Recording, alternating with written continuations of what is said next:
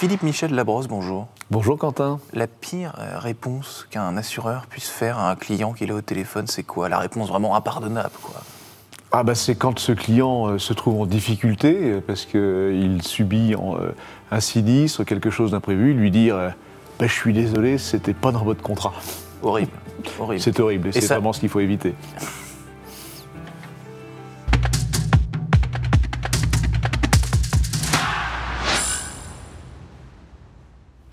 Bonjour à tous et bienvenue au Talk Dessineur du Figaro, avec aujourd'hui en face de moi Philippe Michel Labrosse, DG depuis presque 2 ans de Abeille Assurance sur votre veste, une petite abeille justement. En quoi cet insecte hyménoptère, peut être associé à une entreprise d'assurance, sachant que c'est un nom très récent, Abeille Assurance? Eh ben non, c'est pas un nom si récent que ça. C'est pas un nom si récent que ça. C'est un nom qu'on a fait revivre aujourd'hui, mais c'est une compagnie qui a été créée en 1856, qui s'appelait à l'origine l'Abeille Bourguignonne, donc parce qu'elle est née à Dijon, et sa mission première, c'était d'assurer les viticulteurs, les propriétaires de vignes, contre la grêle. Donc elle a ressuscité récemment, on peut dire. Exactement. Elle n'est plus que bourguignonne, elle est beaucoup plus le temps s'est passé depuis 1856.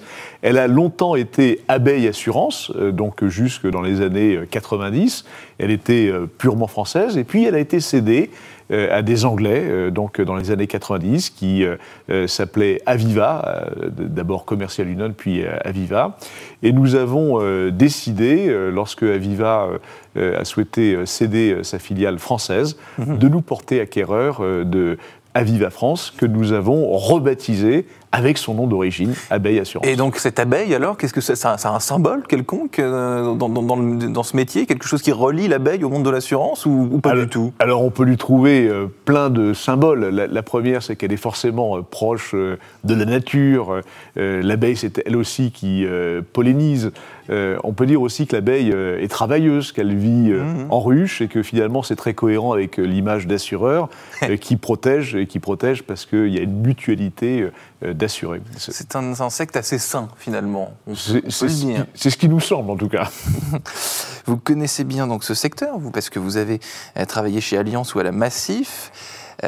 Donc la spécificité d'Abeille Assurance, c'est quoi au milieu de tous ces concurrents? Il y a beaucoup d'assureurs aujourd'hui. Alors Abeille Assurance, c'est d'abord un ensemble très complet, puisque nous sommes à la fois assureur de personnes, assureur de vie, d'épargne. Nous sommes l'assureur de l'affaire, la grande association d'épargnants, 755 000 épargnants. Mais nous sommes aussi assureurs de santé, nous sommes aussi assureurs dommages. Donc nous assurons à la fois des particuliers et des entreprises. Et surtout, nous allons à la rencontre de tous ces clients au travers de différents canaux de distribution. À la fois nos 946 agents généraux, qui sont des assureurs de plein exercice dans les territoires, mais également nos conseillers financiers au sein de l'Union financière de France, qui est notre filiale spécialisée sur les produits patrimoniaux, l'assurance vie. Et nous avons d'autres entités également. Nous sommes présents en direct avec Eurofil sur la partie assurance dommages de particuliers, ou encore avec Épargne Actuelle sur des aspects patrimoniaux également. Donc Abeille Assurance peut assurer absolument tout. Alors, non, si vous vous présentez en me demandant d'assurer une fusée, je ne vais peut-être pas l'accepter, parce que c'est un risque que je ne connais pas bien. Ouais, mais en revanche, nous assurons évidemment tout le domaine du particulier, donc en multirisque, habitation, automobile, les contrats de garantie d'accident de la vie, la santé, la prévoyance, etc. Les professionnels et les entreprises. Et dans les entreprises, notamment, nous sommes un grand assureur agricole. Nous avons à peu près 10% du marché agricole. D'ailleurs, c'est relié avec cette abeille bourguignonne. Hein. On a une fibre en fait d'origine vers le monde agricole. Donc, on est assureur de récolte, assureur de biens, de responsabilité pour les... Et la part du business entre donc professionnel et personnel, client? Alors, sur la partie de l'assurance dommage, qui représente à peu près 25-30% de notre chiffre d'affaires, c'est assez bien réparti. 50% ce sont des particuliers et le reste des entreprises. Mais en fait, ce sont souvent des particuliers issus des entreprises, parce que si je prends l'exemple, ce sont les professionnels, les travailleurs non salariés. Nous assurons leur activité professionnelle et bien évidemment, nous les équipons également dans le domaine particulier. Est-ce que le télétravail, ça a impacté d'une certaine mesure le business de l'assurance? Est-ce que le fait qu'aujourd'hui il y ait de plus en plus de télétravailleurs, ça vous a, ouvert une brèche de marché et a généré une demande finalement? Alors, je ne sais pas répondre de manière précise à cette question. Ce que je peux vous dire, c'est qu'évidemment, le télétravail a bougé les lignes de manière assez forte. D'abord, c'était une bonne surprise parce que tout ça, ça fonctionne et qu'on puisse passer quand même l'épisode assez incroyable qu'on a vécu lors du premier confinement. Et puis après, on a développé le télétravail avec de nouveaux défis qui sont plus des défis d'ordre managérial, c'est-à-dire de comment conserver la cohésion des équipes, la qualité, les interactions qui font la richesse des entreprises. Moi, je dis souvent, une entreprise, c'est d'abord et avant tout une communauté humaine. Et c'est vrai que le grand défi, quand on est à distance, c'est de garder toutes ces interactions. Et donc voilà, donc aujourd'hui, on y est bien installé. Je pense qu'on le vit de manière très, très positive. Mais on n'est pas encore devenu des entreprises à distance.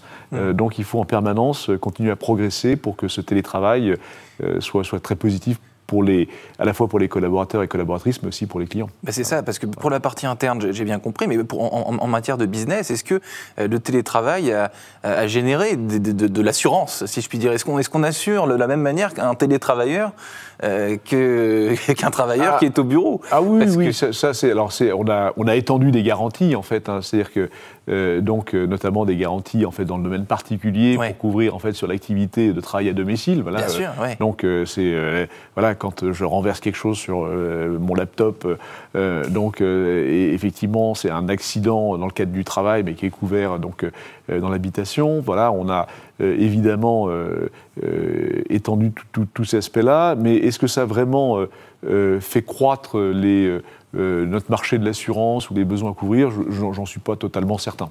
Ça n'a pas changé le monde. D'un secteur qui évolue comment, avec le temps, vous qui le connaissez bien, qu'est-ce que vous avez vu ces dernières années comme grande mutation, comme grand changement? Alors, en matière de relations clients peut-être, ou en matière de... Le secteur en lui-même est confronté aujourd'hui schématiquement, si on divise l'assurance dommage, celle de biens et de responsabilité, et l'assurance de personnes, donc la vie et globalement la santé prévoyance, c'est vrai que là, on vit un changement de contexte qui est assez fort. Je le résume en 2 points principaux sur l'assurance dommage. C'est le retour de l'inflation. Donc, ça veut dire qu'on a de l'inflation dans ce qu'on appelle nos coûts moyens, notre charge sinistre. Vous voyez, un pare-brise, par exemple, aujourd'hui, ça coûte beaucoup plus cher parce qu'on a des pare-brises avec les fonctionnalités de conduite assistée. Et puis, toute la matière, en fait, aujourd'hui, coûte beaucoup plus cher. Donc, cette inflation est un défi. Et puis, on a aussi le choc climatique qui est extrêmement fort, qu'on a vécu très fortement l'an dernier, et surtout avec une transformation climatique qui n'est pas une tendance, mais qui est vraiment qui est durable. et qui est un bouleversement. Et qui surtout est un bouleversement, c'est-à-dire que les combinaisons d'événements, les localisations ne sont plus les mêmes, en fait. Et donc, c'est pour nous un vrai défi. Comment vous le traitez, justement, ce sujet? Alors, on pourrait y passer des heures, mais rapidement, ce sujet du climat, de ce point de non-retour, finalement. Alors, d'abord, de plusieurs manières. D'abord, on est extrêmement sensibilisé, en fait, à cette transformation climatique. Donc, déjà, en tant qu'assureur, mais aussi investisseur, parce qu'on investit l'épargne qui nous est confiée, les provisions qu'on constitue, on est très attentif, en fait, à accompagner et à accompagner l'accélération de la transformation climatique de notre économie. Le deuxième aspect, c'est évidemment la prévention, qui est fondamentale, c'est-à-dire qu'on incite de plus en plus nos clients à mettre en place des mesures de prévention. Je pense notamment à nos clients dans le domaine agricole, par exemple. Voilà, par exemple. Qui sont fortement concernés. Mais c'est un vrai défi, et c'est un défi pour l'ensemble des assureurs, et c'est un défi aussi pour la société française, parce que aujourd'hui, certains domaines relèvent de la responsabilité de l'ensemble de la collectivité quand on délivre des permis de construire dans des zones dont on sait qu'elles sont inondables ou qu'elles peuvent être victimes de submersion marine. En fait, c'est tout à fait regrettable. Donc, il faut à un moment donné que cette responsabilité soit partagée par les différents acteurs. Est-ce que vous diriez qu'il y a beaucoup plus de choses aujourd'hui à assurer qu'il y a 30 ou 40 ans, par exemple? Est-ce qu'aujourd'hui, l'assurance, ça regroupe tout un tas de plus d'offres, plus de choses à assurer dans les foyers ou dans les entreprises, d'ailleurs?